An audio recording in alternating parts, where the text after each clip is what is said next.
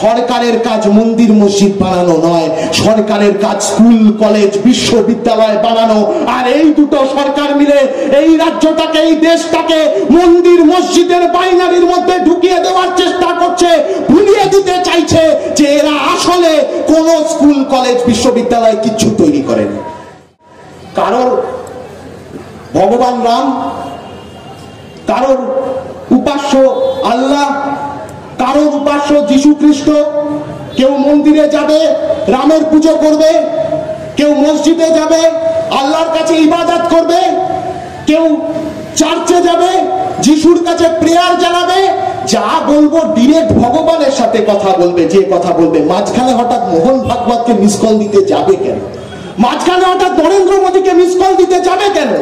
মাঝখানে হঠাৎ মমতা ব্যানার্জিকে মিস কল দিতে যাবো কেন?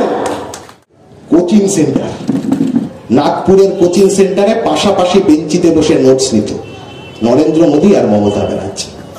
দুজনেই ডিস্টিংশন পেয়ে পাশ করেছিল। দুজনের ডিস্টিংশন পেয়ে পাশ করবার পরে একজনকে আরএসএস বলল তুমি বিজেপিটার হাল ধরো, আর একজনকে আরএসএস বলল দুটোকেই এত বদমাস দুটো যে দুটোকে এক পার্টিতে রাখা যাবে না। সেই জন্য মমতা ব্যানার্জির জন্য একটা নতুন পার্টি বাংলার মাটিতে তৈরি করে দিল, যার নাম হচ্ছে তৃণমূল কংগ্রেস।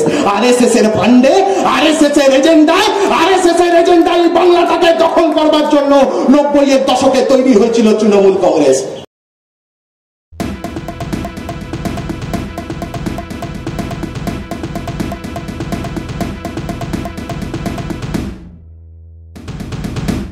এ বলছে রাম মন্দির করবে, ও বলছে 700 কোটি টাকা দিয়ে জগন্নাথ মন্দির করে দেবো। আমরা বলছি মন্দির মসজিদ এসব করা তো সরকারের কাজ নয়।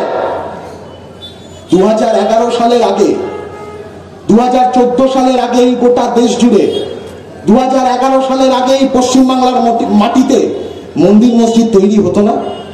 পাড়ার মোড়ে 4জন 5জন 4টে-5টা পরিবার তারা একত্রিত হয়ে তারা একটা মন্দির তৈরি করে নিত না? ঈদের আগে নামাজ পড়বার জন্য পাড়ার মধ্যে 4টে-5টা 6টা 10টা মুসলমান পরিবার একজোট হয়ে একটা নামাজ পড়বার জায়গা তৈরি করে নিত না? ওই কোথাও কোনো অসুবিধা হয়নি তো? সরকারের কাজ মন্দির মসজিদ বানানো নয়, সরকারের কাজ স্কুল কলেজ বিশ্ববিদ্যালয় বানানো। আর এই দুটো সরকার মিলে এই রাজ্যটাকে, এই দেশটাকে মন্দির মসজিদের বাইনারির মধ্যে ঢুকিয়ে দেওয়ার চেষ্টা করছে, ভুলিয়ে দিতে চাইছে যে এরা আসলে কোন স্কুল কলেজ বিশ্ববিদ্যালয় কিচ্ছু তৈরি করেনি। কারোর ভগবান রাম, কারোর উপাস্য আল্লাহ, কারোর উপাস্য যীশু খ্রিস্ট। কেউ মন্দিরে যাবে, রামের পুজো করবে, কেউ মসজিদে যাবে, আল্লাহর কাছে ইবাদত করবে, কেউ চার্চে যাবে, যিশুর কাছে প্রেয়ার জানাবে। যা বলবো ডিরেক্ট ভগবানের সাথে কথা বলবে, যে কথা বলবে। মাঝখানে হঠাৎ মোহন ভাগবতকে মিস কল দিতে যাবে কেন? মাঝখানে হঠাৎ নরেন্দ্র মোদীকে মিস কল দিতে যাবে কেন? মাঝখানে হঠাৎ মমতা ব্যানার্জিকে মিস কল দিতে যাবো কেন?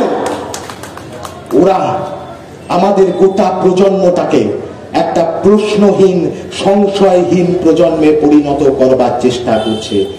সুদীপ্ত গুপ্ত এই রাজ্যের মাটিতে, এই রাজ্যের প্রজন্মকে তার জীবন দিয়ে, তার জান দিয়ে, তার বুকের রক্ত দিয়ে, তার থেতলে যাওয়া মাথাটা দিয়ে প্রশ্ন করতে আর সংশয় করতে শিখিয়েছিল।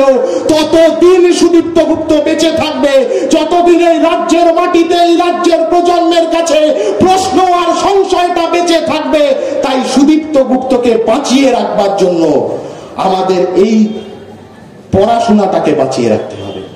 সুদীপ্ত গুপ্তকে বাঁচিয়ে রাখবার জন্য মনের ভেতরে প্রশ্ন, মনের ভেতরে সংশয়, কৌতূহল, অনুসন্ধিৎসা বাঁচিয়ে রাখতে হবে।